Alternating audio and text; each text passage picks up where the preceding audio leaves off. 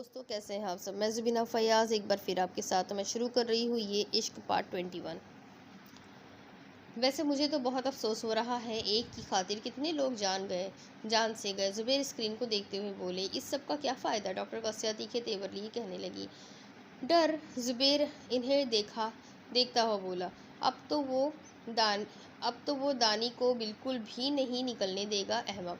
Doctor कसिया को इसकी अकल पर शुबा हुआ। हो सकता है दानन बेचारी भी इस हादसे की लपेट में आ गई हो। वो चेहरे पर मजलूमियत सजाए बोल रहे थे। डॉक्टर कसिया सर झटकती कॉफ़ी पीने लगी। आयजा वापस नहीं आई। ज़ुबैर ने मौजू तब्दील किया। नहीं, फ़ोन भी बंद कर रखा है। बेवकूफ़ लड़की ने इस आहिल हयात की बातों में आकर डॉक्टर कसिया कोफ से बोली। तो आपने ढूंढने की कोशिश नहीं की। ज़ुबैर को हैरत हुई। कुत्तों की तरह मेरे आदमी उसे ढूंढ रहे हैं, लेकिन खुदा जाने कौन से बिल में छुप कर बैठी है। मुझे तो दिन रात इसकी फ़िक्र खाई जा रही है, कहीं कुछ गलत ना हो जाए उसके साथ। तो मुतफक्किर सी बोली। लाउंज में पड़ा फ़ोन रिंग कर रहा था। मुलाजिम आसपास देखने लगा। ना सर है, ना घर पर, ना ही मैडम। लैंडलाइन पर कम कम ही किसी का फ़ोन आता है। कुछ सोचकर उसने फ़ोन उठा लिया। जी कौन? ये आहिल हयात का नंबर है। मुकाबिल तेज़ तेज़ बोल रहा था। जी आप कौन? मुझे आहिल हयात से बात करनी है अभी, लेकिन सर तो घर पर नहीं है। आप दोबारा फ़ोन कर लेना। ठीक है, मैं दोबारा फ़ोन कर लूँगा, लेकिन तुम अपने सर को बता देना कि इनके लिए फ़ोन आया था, और याद रहे ये कहना मत भूलना कि निहायत अहम है इनके लिए, जो बात मैं करना चाहता हूँ। जी सर, मैं कह दूँगा। दूसरी जानिब से बिना कुछ कहे फ़ोन बंद हो गया। वो शाने उचकाता हुआ अपने काम को चल दिया। शहर में जगह जगह नाकाबंदी लगा रखी थी। हसास इलाकों में आर्मी एहलकार तैनात थे। आनम शुजदा सी इस न्यूज़ को देख रही थी। ये तो दानैन की यूनिवर्सिटी है। वो मुंह पर हाथ रखे स्क्रीन को देख रही थी। ओह माय गॉड, दानैन को कुछ हुआ तो नहीं। आनम बोलती हुई नंबर डायल करने लगी। दानैन फ़ोन उठाओ। बेल जा रही थी, लेकिन उसने अटेंड नहीं की। आनम कुछ सोच कर आहिल का नंबर मिलाने लगी, लेकिन वहाँ से भी नाकाम हुई। हाँ, रफ़ीक का मिलाती हूँ। आनम फ़ोन कान से लगाए मुंतज़िर थी। स्पीकर पर रफ़ीक की आवाज़ उभरी। हेलो रफ़ीक, दानैन कहाँ है? मैं उसे फ़ोन कर रही थी, वो ठीक है? आनम फ़िक्रमंदी से बोली। मैम, अभी तक दानैन मैडम का मालूम नहीं हो सका। मैं किसी काम के लिए शहर से दूर आया हूँ। सर ढूंढ रहे हैं उन्हें। आनम ने अच्छा कहकर फ़ोन बंद कर दिया। अल्लाह करे दानैन ठीक हो। आनम के लबों से बेसाख्ता दुआएं निकल रही थी। आहिल पागलों की तरह यूनिवर्सिटी में घूम रहा था, लेकिन दानी का कुछ मालूम नहीं हो सका। वो चलता हुआ यूनिवर्सिटी के अकबी हिस्से में आ गया। आहिल को गार्ड दिखाई दिया। आहिल लंबे लंबे डग भरता इस तक पहुंचा और उसे गिरेबान से पकड़ लिया। दानी कहाँ है? आहिल की आंखों में शोले भड़क रहे थे। सर, वो मैडम उसने अपने अकब में इशारा किया। दानी मलबे पर बैठी पानी पी रही थी। दानी, आहिल ने उसे पुकारा। आहिल की हालत ऐसी थी मानो किसी ने तपते सहरा में पानी की बूंद पिला दी हो, मानो रुका हुआ सांस बहाल हुआ हो। दानी चेहरा मोड़कर उसे देखती खड़ी हो गई। नम आंखों से आहिल को देखती वो उसकी जानिब आई और आहिल के सीने से लग गई। तुम इतनी देर से क्यों आए हो? दानी अश्क बहाती बोली। दानी के आंसू आहिल के शर्ट में जज्ब हो रहे थे। आहिल दानी की कमर पर एक हाथ रखे दूसरे हाथ से इसके बाल सहला रहा था।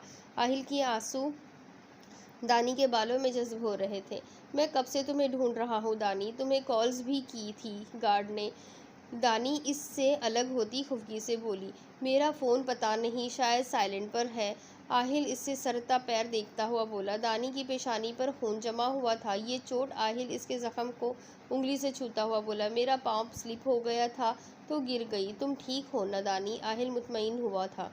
मैं बिल्कुल ठीक हुआ आहिल, दानी मुस्कुराकर बोली। शुक्र है, मेरी तो जान ही निकल गई थी। आहिल उसे अपने साथ लगाता हुआ बोला। दानी इसकी फिक्र पर धीरे से मुस्कुरा दी। गार्ड को भी चोटें लगी थी। चलो घर चलते हैं। आहिल इसके चेहरे से बाल हटाता हुआ बोला। हाँ चलो। दानी कदम उठाती हुई बोली। तुम यहाँ से सीधा पहले हॉस्पिटल जाना, मरहम पट्टी करवा कर फिर आना। आहिल गार्ड को देखता हुआ बोला। जी सर। वो इस बात में सर हिलाता आगे चलने लगा। आहिल दानी का हाथ पकड़े पुरसुकून सा चल रहा था। पहले वाली फिक्र और परेशानी कहीं दबक कर बैठ गई थी। गेट पर उन्हें कैप्टन सिकंदर मिल गए। सर मिल गई आपकी वाइफ? वो मुस्कुराता हुआ बोला। जी। आहिल भी जवाबन मुस्कुरा रहा था। आपको जहमत हुई, माजरत। वो हाथ आगे करता हुआ बोला। माजरत की ज़रूरत नहीं, बस मामला बीवी का था ना। आहिल मसाफहा करता हुआ बोला। खुदा हाफिज सर। वो सर हिलाता हुआ बोला। खुदा हाफिज। आहिल कहकर चलने लगा। आहिल ये तुम्हारे दोस्त थे? दानी चेहरा मोड़कर उन्हें देखने लगी। नहीं, तुम चेहरा सामने करो, आहिल खुफगी से बोला। दानी इसकी जेलसी पर मुस्कुराने लगी। मुझे आर्मी वाले बहुत पसंद है, दानी गाड़ी में बैठती हुई बोली। लेकिन तुम्हें तो सियासत वालों के साथ ही रहना है, आहिल इसकी नाक दबाता हुआ बोला। ड्राइवर इन्हें देखकर गाड़ी भगाने लगा। हादसे के बाद मामूल से ज़्यादा ट्रैफिक थी। इनकी गाड़ियों के आगे पीछे गार्ड्स की गाड़ियाँ थीं। मुझे सियासत बिल्कुल भी पसंद नहीं, दानी नाक चढ़ाकर बोली। लेकिन ये सियासी बंदा तो पसंद है ना, आहिल इसकी जानिब रुख किए हुए था। ये तो बहुत पसंद है, दानी का चेहरा खिल उठा। आहिल मुस्कुराता तो डिम्पल भी नजर आने लगता। आहिल तुम सियासत छोड़ दो, दानी इल्तिजाई अंदाज में बोली। तुमने कहा और मैंने मान लिया, छोड़ दी सियासत और कुछ? आहिल इसके गिरे आंखों में देखता हुआ बोला। हमेशा ऐसे ही रहना, दानी ने कहकर इसके शाने पर सर रख दिया। आहिल ने इसके बाएं हाथ की उंगलियों में अपने दाएं हाथ की उंगलियां फंसा ली। लेकिन तुम भी तो पेपर देने गई थी ना? आहिल अपना और दानी का हाथ देखता हुआ बोला। मैं पहले निकल आई थी, चक्कर आ रहे थे मुझे, अंदर घुटन महसूस हो रही थी, इसलिए जल्दी जल्दी करके बाहर निकल आई। अच्छी बात है, मैंने डॉक्टर को मैसेज कर दिया है, वो पट्टी भी कर देगा, तुम्हें चेक भी कर लेगा। सुबह क्यों नहीं बताया तुमने मुझे? आहिल चेहरा मोड़े दानी को देख रहा था। दानी आंखें बंद किए हुई थी। सुबह तो कुछ भी नहीं था, शायद पेपर देखकर, दानी शरारत से बोली। देर तक पढ़ती रहती हो, शायद इसलिए हो रहा है। हाँ, कल रात भी बस 1 घंटा सोई थी मैं, दानी याद करती हुई बोली। आहिल का फ़ोन रिंग करने लगा तो दानी का हाथ आज़ाद करता हुआ फ़ोन निकालने लगा। हाँ रफ़ीक, कहाँ हो तुम? सर मैं बस पहुँचने वाला हूँ, आनम मैडम का फ़ोन आया था, दानियल मैम का पूछ रही थी।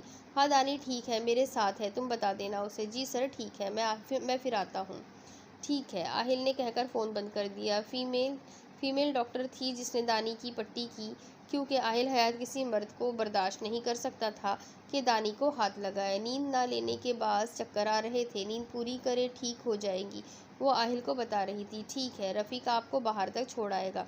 आहिल रफ़ीक की जानिब इशारा करता हुआ बोला। आहिल तुम्हें क्या लगता है ये हमला किसने किया होगा? दानी बेड पर टेक लगाए बैठी थी। हो सकता है ज़ुबैर का काम हो, लेकिन वो ये सब करेगा, इसकी तवक्का नहीं थी मुझे। आहिल मैंने तुमसे कभी कुछ नहीं मांगा, पहली बार मांग रही हूँ, प्लीज़ इनकार मत करना। दानी तुम्हें लगता है मैं इनकार करूँगा? जो चाहिए बोलो, आहिल नरमी से बोला। आहिल प्लीज़ इजाज़त दे दो, डॉक्टर कदसिया के ख़िलाफ़ जो प्लान बनाया है, आहिल इस औरत ने एक के साथ नहीं, ना जाने कितनी लड़कियों के साथ गलत किया, और हम कैसे इसे बेपर्दा करेंगे? आहिल इसने बहुत सी जिंदगियां तबाह की है। दानी मैं तुम्हारे लिए कोई रिस्क नहीं ले सकता, चाहे डॉक्टर कदसिया से बदला ना लूँ, लेकिन तुम्हें नहीं। आहिल नफ़ी में सर हिलाता हुआ बोला। आहिल किसी ना किसी को तो रोकना पड़ेगा ना, वरना वो इसी तरह मज़ीद लड़कियों को निशाना बनाएंगी। आहिल सब अपनी ज़िंदगियों में मसरूफ़ है, क़यामत तो उन्हीं घरों में टूटती है जहाँ कहर बरसता है। हम सब कुछ देखते हुए आंखें बंद नहीं कर सकते। दानी ने उसे कायल करना चाहा। दानी नहीं, आहिल आहिस्ता से बोला। आहिल सबसे बढ़कर मैं मॉम का बदला लेना चाहती हूँ। डॉक्टर कदसिया ने जो किया उसका अंजाम भी बहुत भयानक होना चाहिए। तुम्हें मालूम है मुझे मॉम बहुत पसंद है। तुम सही कहते थे, वो बाहर से नहीं बल्कि अंदर से भी खूबसूरत थी।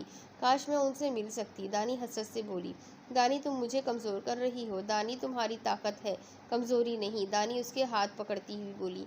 सब यही समझते हैं कि आहिल हयाती कमज़ोरी दानैन है, लेकिन तुम सबको झुठला दो, मुझे अपनी ताकत बना लो। दानी पुरएतमाद लहजे में आहिल की आंखों में आंखें डालती हुई बोल रही थी। आहिल जानता भी सब था और समझता भी था, लेकिन दिल मानने पर रजामंद नहीं था। दानी को खुद से दूर करना मौत को दावत देना था। आहिल प्लीज़ ये एक चीज़ मुझे दे दो, कभी कुछ नहीं मांगूंगी, दानी इल्तिजाई अंदाज में बोल रही थी। अच्छा ठीक है, कर लो अपनी मर्जी, आहिल खफा खफा सा बोला। ऐसे नहीं, ठीक से बोलो। ठीक है, आहिल मुस्कुराकर बोला तो डिम्पल गुदगुदाने लगा।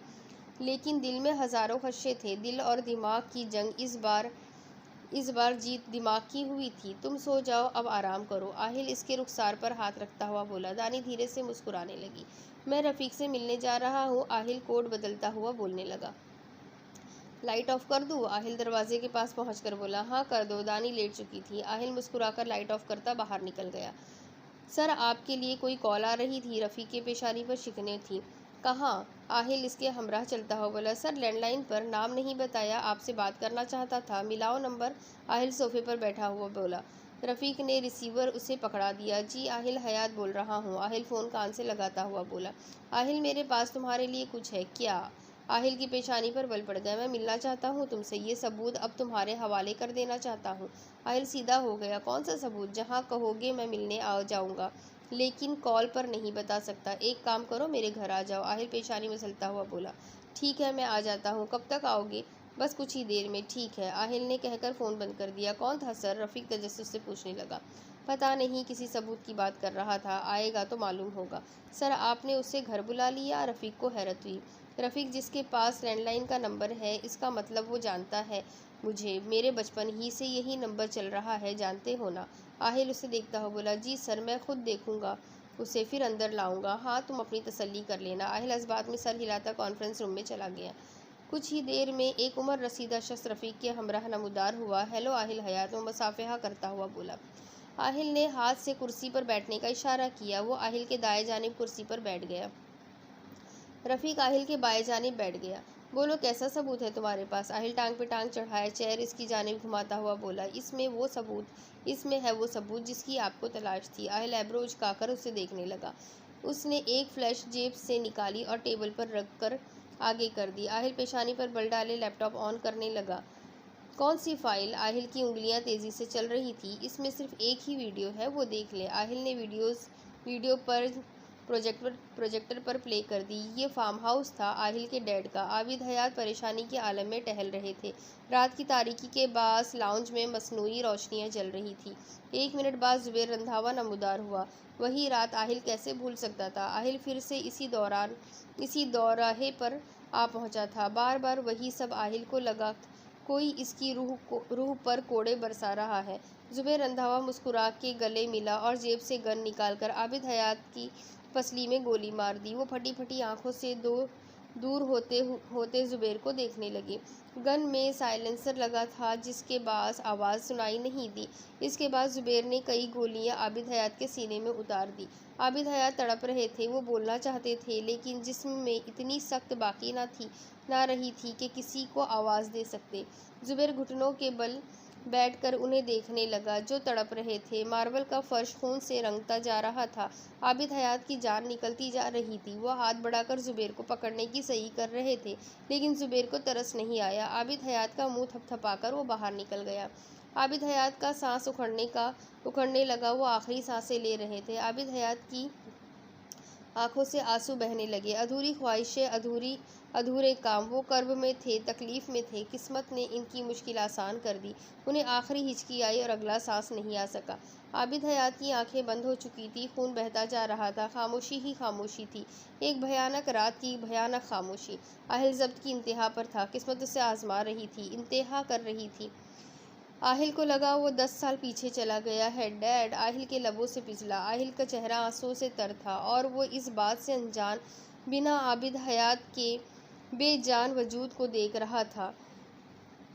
स्क्रीन सियाह हो गई। माजी की यादें भी बंद हो गई। आहिल चेहरा रफ़ीक की जानिब किए साफ करने लगा, फिर इस शख्स की जानिब देखने लगा। तुम्हें ये कहाँ से मिली? कौन हो तुम? आहिल के दिमाग में कई सवाल सर उठा रहे थे। आकिब हयात ने भेजी थी ये वीडियो तुम्हारी मॉम डैड की वफ़ात के बाद। आहिल को हैरत का झटका लगा। लेकिन चाचू ने मुझे नहीं दी ये वीडियो। तुम्हें क्यों? आहिल की पेशानी पर बल पड़ गए। इस वक्त तुम खुद को संभाल नहीं पा रहे थे, इसलिए आकिब हयात ने महफूज रखने के लिए मुझे भेज दी। कैसे जानते हो तुम चाचू को? आहिल अभी तक बेयकीनी की कैफियत में था। वो खामोश हो गया। आहिल, मैं चाहता हूँ तुम जुबैर को इसके अंजाम तक पहुँचाओ। वो दुख से बोला। क्यों? तुम्हारा क्या नाता है हमसे? आहिल जांचती नज़रों से उसे देखने लगा। मैं तुम्हारी मॉम का दोस्त था, इसीलिए आकिब ने मुझे ये वीडियो भेजी। मैं जुबैर से बदला लेना चाहता था, लेकिन उसने मेरा भी जीना हराम कर दिया। मैं जैसे तैसे करके मुल्क से बाहर चला गया, फिर वापस नहीं आया। अब 4 माह बाद लौटा तो जुबैर को धमकाने जुबेर को धमकाने लगा। इस वीडियो के ज़रिए लेकिन जुबेर से बदला तुम जैसा इंसान ले सकता है। तुम्हारी हुकूमत थी, तुम्हारे हाथ में पावर थी और मेरे पास इस वीडियो के सिवा कुछ भी नहीं था। अगर मैं खुद डील करता तो शायद मुझे मौत की नींद सुला देता। इसीलिए अब तुम्हें तुम्हारी अमानत सौंप दी। बदला क्यों लेना चाहते थे? आहिल इत्मीनान से पूछा। वो सांस खारिज करता आहिल को देखने लगा। मैं दुर्योधन को पसंद करता था और जो हाल जुबेर रंधावा ने उसका किया कोई भी बर्दाश्त नहीं कर सकता। इसीलिए अपनी बीवी को छोड़कर तुम्हें ये देने आया हूँ। मतलब मेरी बीवी को कैंसर तशखीस हुआ था, इसलिए मुझे वापस जाना पड़ा। अभी भी इलाज जारी है, लेकिन मैं ये तुम्हें अपने हाथ से देना चाहता था, इसीलिए खुद देने आया हूँ। थैंक यू, तुमने इसे संभाल कर रखा। आहिल इसके शाने पर हाथ रखता हुआ बोला। थैंक्स की ज़रूरत नहीं, बस जुबेर को उसके अंजाम तक पहुंचा दो। इबरतनाक अंजाम होना चाहिए उसका। वो हकारत से बोला। आहिल ने रफ़ीक को इशारा किया तो रफ़ीक उठकर बाहर चला गया। कुछ देर बाद मुलाजिम के हमराह रफ़ीक वापस आया। मुलाजिम लवाजमात की ट्रे पकड़े हुए थे। इस सब की ज़रूरत नहीं। आहिल को देखता हुआ बोला। आप मेरी मॉम मेरे चाचू के दोस्त हैं, मेरे मेहमान, और आहिल हयात घर आए मेहमान को ऐसे नहीं भेजता। आहिल पुरसुकून अंदाज में बोल रहा था। वो आहिस्ता से मुस्कुराने लगा। आहिल वापस कमरे में आ गया। जुबेर, तुम्हारी फांसी का फंदा तो मेरे हाथ आ चुका है। तुम देखना, जिंदगी तंग कर दूंगा तुम पर। घर से बाहर नहीं निकल सकोगे। आहिल तैश से बोला। दानी सो रही थी। आहिल दानी के सिरहाने बैठ गया। लोग सोचते हैं आहिल हयात दानी के लिए पागल क्यों है। वो दानी के बालों में उंगलियां चलाता हुआ बोल रहा था। मेरी मॉम का इंतखाब है दानी। जितनी मोहब्बत मैं अपनी मॉम से करता हूँ, मैं कैसे टाल देता। आन की उनकी ख्वाहिश का एहतराम मुझ पर फ़र्ज़ था। फिर तुम्हें तो यहाँ आना ही था, चाहे वो वाक़या पेश आता या नहीं। आहिल की नज़रें दानी के रोशन चेहरे पर थी। सुरमई आंखें पर्दे में थी। आहिल को वो परी की मानिंद लगती थी। इसकी परी, मेरी जंगली बिल्ली। आहिल धीरे धीरे बोल रहा था। बोलते बोलते उसके लबों पर मुस्कुराहट रेंग गई। आहिल ने बेड की पुश्त से सर लगा दिया और आंखें मूंद ली। दानी जमाई रोकती अपने बाएं जानिब देखने लगी, जहां आहिल बैठा बैठा ही सो गया था। ओह, वो मेरा जाहिल हयात यूं ही सो गया। दानी उसे देखती हुई उठ बैठी। अगर आवाज़ दी तो आहिल जाग जाएगा। दानी मुंह पर उंगली रखे सोचने लगी। दानी बेड से उतरी तो आहट सुनकर आहिल ने आंखें खोल दी। ड्रामेबाज, तुम जाग रहे थे। दानी स्लीपर पहनकर इसकी जानिब देखने लगी। पता ही नहीं चला कब आंख लगी। तुम थके हुए हो, सो जाओ। दानी बगौर इसे देखती हुई बोली। नहीं, ज़रूरत नहीं, मैं ठीक हूँ। आहिल कहकर उतर गया। बहुत ढीठ हो, मेरी बात तो ना मानने का अकद किया है तुमने। दानी खुफकी से देखती अलमारी खोलकर खड़ी हो गई। तुम्हें दिखाने के लिए कुछ है मेरे पास। शायद अल्लाह भी चाहता है जुबेर को सज़ा मिले। आहिल तो तौलिए से चेहरा खुश करता हुआ बोला। ऐसा क्या है? दानी चेहरा मोड़कर उसे देखने लगी। तुम फ्रेश हो जाओ, फिर दिखाता हूँ। अच्छा ठीक है, दानी कहकर फिर से कबर्ड की जानिब मुंह मोड़कर खड़ी हो गई। मैं इंतज़ार कर रहा हूँ। आहिल हाँक लगाता निकल गया। अब तुम्हें इनके पास भेजने की ज़रूरत नहीं। आहिल हाथ में पकड़े पेन को घुमाता हुआ बोला। दानी की नज़रें हनूज स्क्रीन पर थी। लेकिन आहिल, डॉक्टर कसिया वो बच जाएगी। दानी इसकी जानिब चेहरा मोड़ती हुई बोली। इसके लिए भी कोई ना कोई हल निकल आएगा, लेकिन तुम्हें उनके पास भेजना कहाँ की अक्लमंदी है। आहिल फिर से अपनी बात पर वापस आ गया। Aahil, you can do this. सब कुछ तुम अकेले क्यों करोगे? दानी बुरा मान गई। दानी, सवाल तुम्हारी ज़िंदगी का है। हाँ, मैं बहुत खुदगर्ज हूँ, तुम्हारे बगैर नहीं रह सकता। दानी, तुम्हें खोने का तस्वुर भी नहीं कर सकता। आहिल, तुम्हें खुद पर यकीन हो या ना हो, लेकिन मुझे पूरा यकीन है तुम मुझे कुछ नहीं होने दोगे। इसके हाथ पर अपना हाथ रखती दबाव डालती हुई दानी कहने लगी। आहिल इसकी सुरमई आंखों में देख रहा था। इस लंबे से टेबल पर जिसके गिर्द कुर्सियों की दो कतारें थी, सिर्फ यही दो नफूस बैठे थे। आहिल हमेशा की तरह सरबराही कुर्सी पर और दानी इसकी जानिब वाली कुर्सी पर। दानी, तुम जिद क्यों करती हो? आहिल मजबूर होकर बोला। क्योंकि तुम मेरी बात नहीं मानते। दानी खफा खफा सी बोली। तुम्हें अपनी सलाहियतों पर भरोसा नहीं है क्या? दानी, हर चीज़ ठीक है, लेकिन तुम पर आकर। आहिल बात अधूरी छोड़कर नफ़ी में सर हिलाने लगा। मैंने तुम्हें बोला था कि एक चीज़ तुमसे मांग रही हूँ।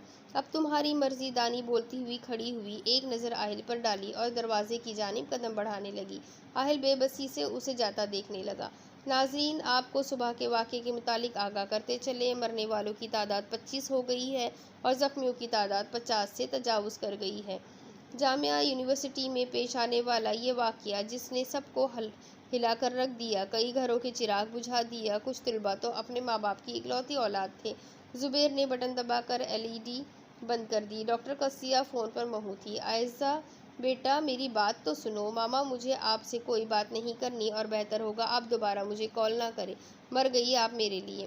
वो रोती हुई बोल रही थी। मेरी जान, ऐसे नहीं बोलते। तुम मुझे वजाहत आपसे मैं वजाहत तलब करूं? वजाहत तलब करूं? मुझे तो शर्म आ रही है आपको अपनी मामा कहते हुए। आप ऐसी होंगी मैं कभी सोच भी नहीं सकती थी। लानत है मुझ पर, मैं ऐसी औरत की बेटी हूँ। आयज़ा ने चिल्लाते हुए फ़ोन बंद कर दिया। आयज़ा, मेरी बात सुनो। हेलो आयज़ा। डॉक्टर कदसिया फ़ोन कान से हटाए स्क्रीन को देखने लगी। सांस खारिज करती वापस अंदर आ गई। देख रही है, मीडिया इस वाक़ये के पीछे पड़ गया। इस तरह मुझे भी कुछ सुकून मिल गया, वरना 1 महीने तक मुझे जलील करता रहता। ज़ुबैर हंकारा भरते हुए बोले, जो करना है जल्दी करो, मेरा बस नहीं चल रहा। आहिल हयात का गला दबा दूँ। वो तैश के आलम में गोया हुई।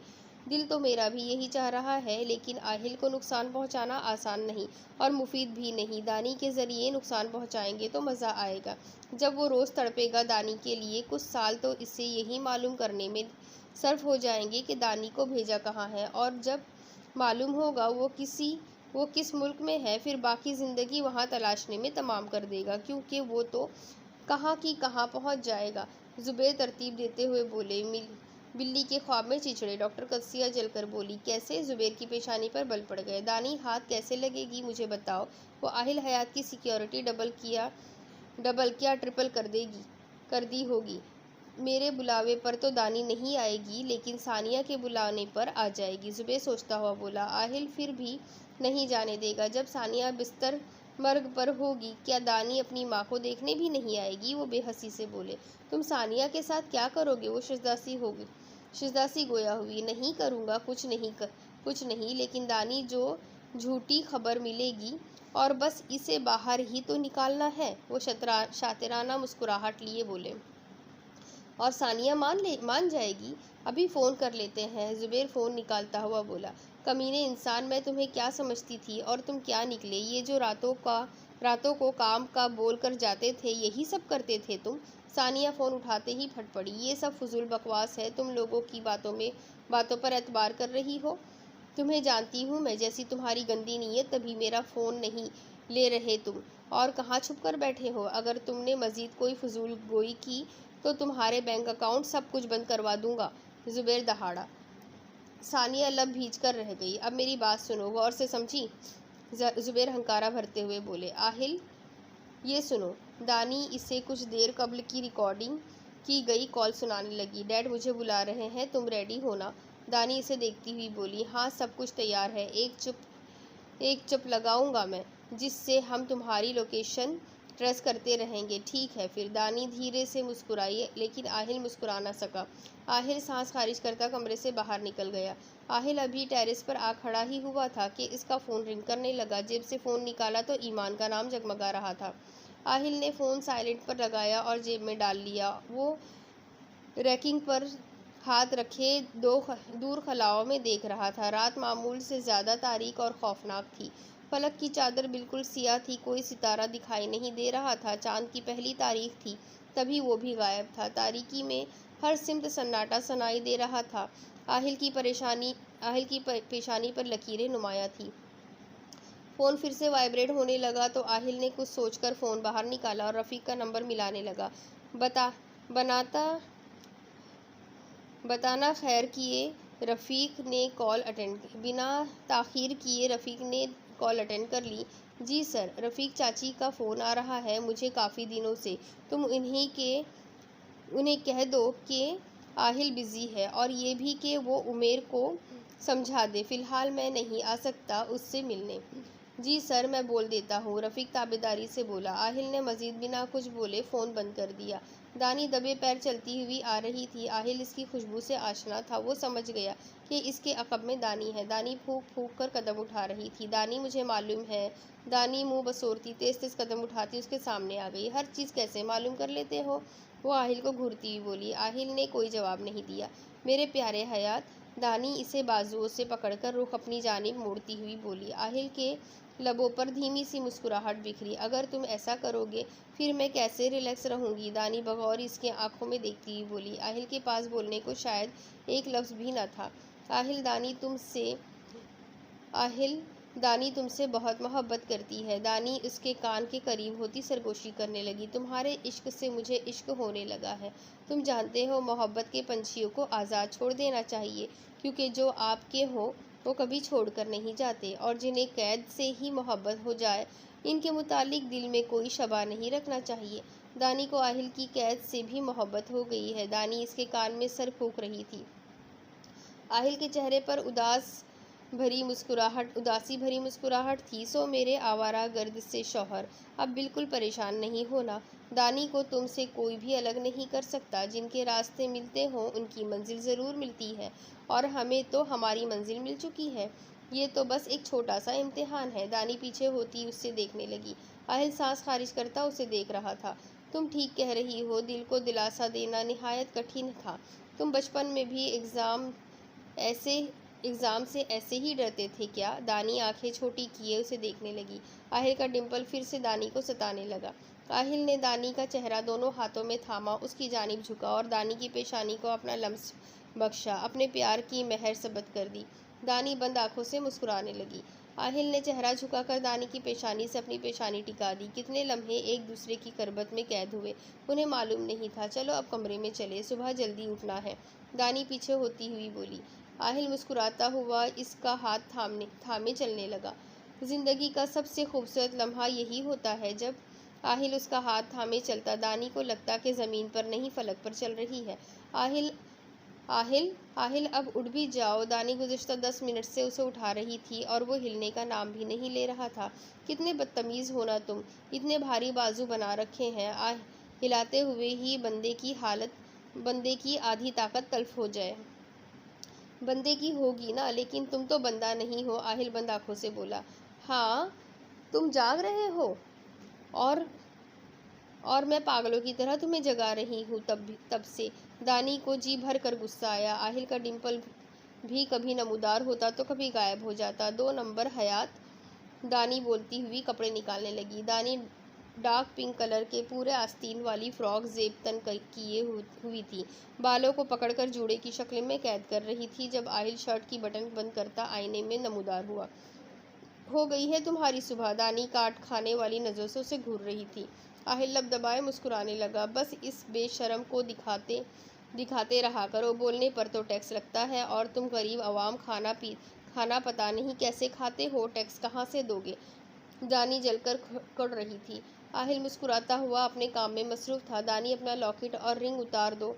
आहिल इस पर नज़र डालता हुआ बोला। क्यों? दानी की आंखों में उलझन थी। वो लोग तुम्हारी तलाशी लेंगे और सबसे पहले इस तरह की चीज़ें उतार फेंकेंगे, बल्कि ये कहो अपने पास रख लेंगे। ओह अच्छा, मैं उतार देती हूँ। दानी बोलती हुई लॉकेट का लॉक खोलने लगी।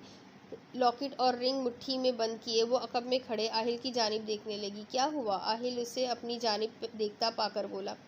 माय डियर हस्बैंड, ये आप अपने पास रख लें। जब मैं वापस आऊँ तो अपने हाथ से पहना दा। दानी इसका हाथ पकड़कर इसकी हथेली पर रखती हुई बोली। आहिल ने मुट्ठी बंद कर ली और यही वाला हाथ दानी के पीछे ले जाकर इसके शानों पर रखा और ख़ुद से करीब करके अपने सीने से लगा लिया। दानी ने अपने हाथ आहिल की पुश्त पर बांध लिए। मेरा दिल अभी भी मुतमईन नहीं, आहिल आहिस्ता आहिस्ता बोल रहा था। सिर्फ चंद घंटों की बात है। दानी भी सरगोशी करने लगी। आहिल इससे चलता हुआ बेड के पास आया और चिप निकाल कर दानी के सामने आ गया। इससे तुम्हारी लोकेशन ट्रेस करेंगे हम। आहिल इसकी फ्रॉक के ग्रेबान के अंदर चिप छुपाने लगा। ख्याल रहे उनके सामने जाहिर ना हो ये चिप, और तुम इस चिप को देखोगी भी नहीं, क्योंकि उन्हें ज़रा सा भी शक हुआ तो हालात कशीदा हो सकते हैं और ख़तरनाक भी। समझ रही हो ना? हाँ, मैं समझ गई। अब मुझे छोड़ने तो आओगे ना? ऐसा हो सकता है क्या कि आहिल तुम्हें छोड़ने ना जाए? आहिल इसकी नाक दबाता हुआ बोला। दानी मुस्कुराती हुई चलने लगी। आहिल स्टडी लगाता कोट उठाकर बाहर निकल आया। दानी हॉस्पिटल आ गई जहां सानिया एडमिट थी। सानिया को हार्ट अटैक हुआ है, ये दानी से झूठ बोला गया। हॉस्पिटल आने के चंद मिनटों बाद ही दानी गायब हो गई। आहिल रफ़ीक के हमरा बैठा था, लम्हा बलम्हा दानी पर नज़र थी। इसे हॉस्पिटल से ले जाया जा रहा था। रफ़ीक, बैक प्लान तैयार है ना? आहिल उसे देखता हुआ बोला। जी सर, सब कुछ रेडी है। गुड। आहिल कहकर फिर से बेड को देखने लगा, फिर से आईपैड को देखने लगा। सर, मैंने ईमान मैडम को कॉल कर दी थी, वो कह रही थी कि फ्री होकर मुझसे भी बात करें आप। आहिल इस बात में सर हिलाने लगा। दानी होश से बेगाना गाड़ी में थी। जुबैर और डॉक्टर कदसिया दोनों अपने अड्डे पर थे, जहां पहले से कई लड़कियां मौजूद थी। हाल से बेहाल सभी ऐसे ही थे।